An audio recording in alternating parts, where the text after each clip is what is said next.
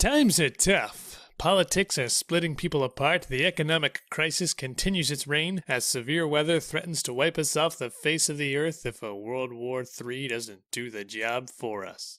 And all anyone wants to know is if the Ace Attorney 15th Anniversary Concert album is any good. I mean, really? Me too. That's such a relief to know. Of course, if you're just finding out about this release, don't worry. These things get announced with all the exposure of vague billboard advertising. This is the latest concert album for the Ace Attorney series, and if you want it, you'll have to import from the land of the rising sun. Italy? No, Japan. There's a bit of hesitation with albums like these. I thought you meant Italy because of the boot. I was thinking of the boot.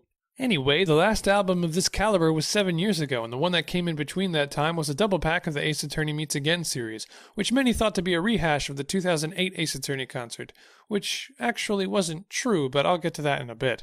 Because that's not what you're here for. You want to know if you should get this album. Is it mostly just a rehash again, or is there some new stuff here? Well, you better jump for joy and make like Viticus Esteban. Oh, okay, not like Esteban, because as it turns out, quantity-wise, there is enough new stuff here to validate your purchase, as well as plenty of old favorites. They were careful to represent every entry they could fit into this celebration, that it makes quick impressions a little daunting for me, as it would for most Westerners, as a significant portion of music comes from games that never came out here. Series composer Noriyuki used to be my favorite composer from Japan until I found someone else, someone who understands me. Who knows what I want? Who knows what I need? Who does things that no one else will do? And they want to change them. You play that brass mono. You don't care if it's unearned. You go for that crescendo. You don't care if that's an unearned brass moment. You don't care. Don't listen to them. Just Though still a heavy favorite of mine, I also have Ace Attorney 6 as the freshest entry that I can remember, which makes matters worse as I wasn't too thrilled with the score of that game, and found it to be the weakest of the entire series, not to mention the game itself. Much of the game took place in a fictional Eastern country, so you had a lot of music to represent that with heavily traditional Japanese instruments, melodies, and so forth. While the composer tried to make that work, adding jazzy or pop elements to some of them, it just felt weak. None of the pieces had the zing that the Ace Attorney series was known for, and the lack of leitmotifs was brutal. The ones that were there didn't have the presence or charisma or the embodiment of the motifs from earlier games. Some just weren't good. The themes of Paul Addison and the Defiant Dragons made me want to jump out a window, pushing me closer to a breakdown that'd make my good friend Pillsbury's meltdown look like a water balloon tantrum by comparison. No more babies! This is it! Heaven lands on your heads today! Disc 1 contains 6 tracks, all of them brand spanking new for the most part. If you're a fan of these orchestra arrangements, you've heard this one before. But they decided to give it enough extra flair, adding Objection from Ace Attorney 5 to conclude the piece. It's enough of an addition to make it feel like something fresh. Track 2 is the courtroom suite for Ace Attorney 5, and it's even more fun than you might imagine, but it's a bit weird. Court Begins is the first piece, and the orchestra portrays it with all the regal excitement you could hope for. It soon segues into cross-examination until the theme of Simon Blackquill intrudes. And then some people on stage found it fun to say a few lines from the show. It interrupts the medley, and I think the real reason it's here was so the arrangers wouldn't have to worry about segueing into the next piece convincingly. I don't like it, but it didn't really bother me. I also now understand what objection is in Japanese. Idi or something. Suck! Ace Attorney 5's objection theme is done superbly. How Noriyuki can make the same kind of theme and make it feel fresh yet familiar on so many accounts is impressive. The Ace Attorney 6 medley makes for track 3, and despite my reservations of the original score, it sounds good. It is mostly relying on the courtroom themes though, which was its strongest material, so I'm not surprised. Its cross-examination music is as excitedly studious as ever. Sounds awfully close to the opening notes of Beethoven's Ninth Symphony, doesn't it?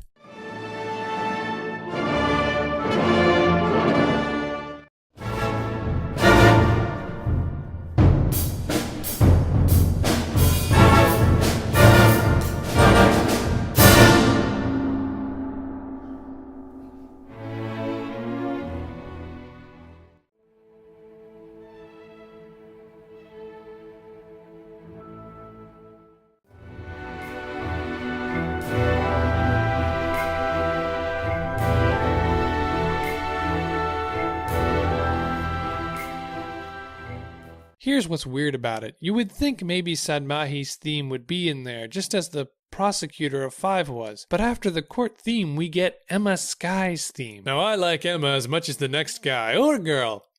But why? She didn't have a big role in the game, and I hardly remember her theme playing that much. But she's the one character theme they included. I guess because they felt it fit best musically, even if thematically it makes no sense. No Kira, Sadmahi, no Reifa, or any other themes from Kurain. It's strange, because I thought their approach to these courtroom suites, as they call them, is to play all the themes usually heard in court. So for instance, someone like Reifa would make a whole lot of sense. Maybe they really did want to stay away from the rest of 6's material, though, as I find it odd they would omit that or anything else in favor of Emma's theme. But hey, it's a well done performance. I'm not complaining so long as I'm spared Defiant Dragons. I'll play along. It sounds great. Track 4 is a medley for Miles Edgeworth Investigations. Kay's theme plays first, but I much prefer the original performance done with a smaller ensemble. This version has the energy but can't quite capture the spry rhythm and vivacity of the original performance, which was like kabuki theater music meets some fusion of classical and pop. It's a solid orchestra performance that they wisely don't spend too much time on, setting us up for several other character themes and a role for sax that'll just melt your ears in the best way possible.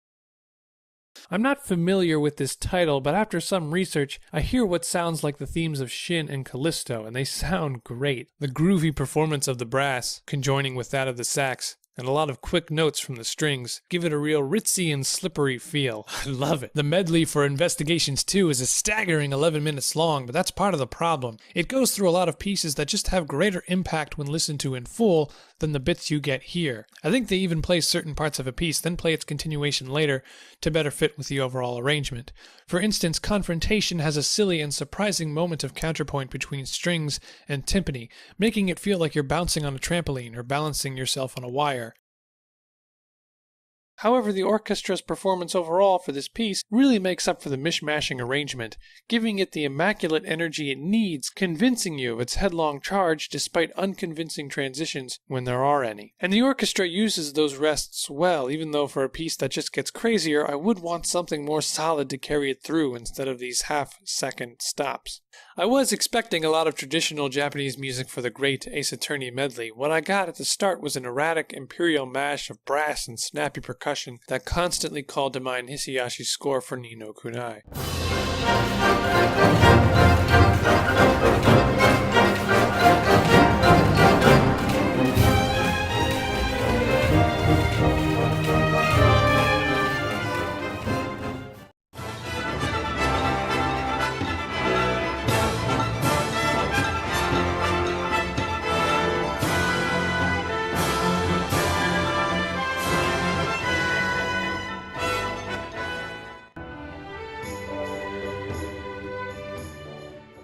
Makes sense. It gives the medley a sense of busyness, helping it to stand out from the similar approach and structure the other pieces take on. At the 5.5-minute mark, you also get what I presume to be the theme for Sherlock Holmes. Disc 2 is a bit disappointing in the respect that it's covering a lot of ground we've already been on, but that only pertains to a couple pieces here, really. I don't mind returning pieces at all, so long as they haven't been done to death. Most returning here have solid performances and even decide to mix it up a bit, giving them enough slight changes to keep you interested. The theme of Edgeworth starts this disc, and it absolutely should not. It's virtually the same thing we've heard before. It's literally here to take up time when they could have done something else. There's plenty of music representing Edgeworth and his series already. If concert stuff like this was held under higher scrutiny, they wouldn't have included this. And this is the 5th album to perform his theme. You can't keep getting away with it! Turnabout Samurai caps the concert, and it doesn't need to be here either. They can't get this piece right. The original sound version is heavily humorous, but they always decide to give it a bit more classy, tongue-in-cheek fare, which is the absolute wrong route to go. I think maybe a mix of shamisen or electric guitar would be needed to portray the main melody properly, and they would need to tune the timpani not so low that the reverb drowns out its clear, charismatic beat. That's just some idea. It's too sophisticated the way it stands now. On the plus side of returning favorites, you have the original courtroom suite of the original trilogy, and this is one I'd hope they keep around indefinitely, as it perfectly encapsulates the Ace Attorney series and its many over-the-top twists and turns with aplomb. The only noticeable difference here is in the lack of an organ, which I do miss, but the brass does a good job to make up for it, giving proper bracing for its heavy climax. Then there's Turnabout Sisters, and in all honesty, this shouldn't be here either. But it'd be weird if it weren't. In a series of fast-paced melodies and boisterous, dominating themes, My favorite piece of the entire series is the theme of the phase. I used to hate this piece. I could never understand why it got orchestrated because the original sound version was just mundane peppiness and usually played in the game when nothing of concern was happening. So how the heck did I come around on it from that? Well, it happened pretty quickly when I actually listened to the orchestra back in 2008. It's beautiful, and one of my go-to examples that orchestrated video game music is more than just a curious novelty. The strings get a workout, ultimately giving the piece a bubbly and effervescent sensation that lasts from start to finish. I'm a sucker for ending a piece on a warm, complacent chord, too. A skittish gathering of strings leads to a sudden and swift empowerment by the rest of the string section, only to eventually fall with one of my favorite musical comparisons, all the grace of an autumn leaf caught in a lackadaisical breeze, ending with that last settled chord. Oh, it's just so cute. It's sweet. With an almost bittersweet ebullience, this bucolic piece, to be sure, is one I hope they continue to play. That said, my favorite performance of this one is still the one they did back in 2008, but I'm glad to see it here nevertheless. Fragrance of Dark Coffee is back as well, and their approach to this one never changes. Keep it the same and let the saxophonists do whatever the heck they want. This one takes a more bluesy approach, sulking out its chords most of the time like it doesn't have the energy or cares. I like it. The courtroom suite for Apollo Justice is next, and much as I dislike the character, his music sure does rock. Mysterious and troubling, Noriyuki and arrangers did a beautiful job in terms of orchestrating this piece with a wonderful hypnotically wavy harp, pricklish castanets, and some colorful brass that carry all the passionate bravado of a tango. It's what you've heard before, but played ridiculously fast, making this the best version of Apollo's objection theme yet. It's great and hits like lightning. You'll love it. The suite for the Great Ace Attorney continues on the 6th track. Why on earth the two parts are so far separated, I have no idea. Again, this is just quick impressions, and out of all of the music from this series, I know the least of which for the Great Ace Attorney, which never came out here. But from what I've heard, I really do enjoy it and look forward to listening to it a lot more. Overall, there's just enough new stuff here to make this a very worthwhile purchase, I feel, though a little bitter of the exemptions of possible orchestrations for Ace Attorney 5 and even 6. Who knows, maybe they could have won me over. How cool would it have been to get an orchestration of Phantom Unknown or, Athena's themes? She has like 3 of them. Courtroom Revolutionnaire would have sounded great with an orchestration. There were also really nice happy and sad versions of her basic theme, and you could tie those beautifully together. All the emotions. If she was a digital exclusive, I swear to God I'm gonna hang myself. If you're collecting these things, it's a must. There are actually quite a few albums that you might like to know about, including the Ace Attorney 2008 concert, which most know of already. There's the double pack I mentioned earlier. Again, plenty of people dismissed it as the 2008 album packaged with the jazz album. That's not true. This is from the 2006 concert, the first one they ever did. It's an interesting listen to see what they improved upon 2 years later, but there is some worthwhile stuff in here.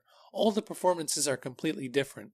My vote for the best performance of Fragrance of Dark Coffee can be found here. Turnabout Sisters' theme includes a harpsichord, a very misunderstood instrument today. It's not my favorite rendition, but I do like the inclusion. There are 2 exclusive pieces on here, including the Investigation Suite, which is mostly just there for the fans, but they give it a satisfying send-off in the medley's final piece, thanks to the horns. If you're a fan of this series' music, then Kurain Genealogy is why you should check this one out, let alone have it. It's a meditative piece with a constantly changing climate, feeling very cold and ethereal one moment, warm, soothing, and caressing the next. It builds to a pretty and rather abrupt reprise of Turnabout Sisters' theme. Those who have played the original will get the meaning, but even if you don't, you can still appreciate the effect of its reprise. Then there's the Investigations 2 Collector's Edition, featuring 11 orchestrated tracks from the spin-off series. You could only get this if you bought the special edition of the game, so it's pretty rare and possibly pricey, but worth it. If you want the definitive version of Kay Faraday's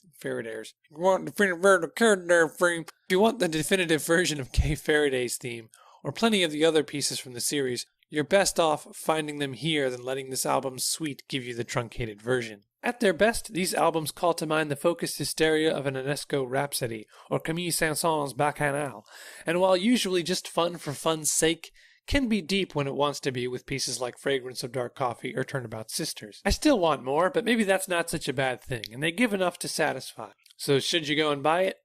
Sure. And hey, if you want more stuff like this, there's no better way than to be vocal about it until you get your way. If things don't go your way, just keep complaining until your dreams come true. That's a pretty lousy lesson. Just don't make like the Pillsbury Doughboy.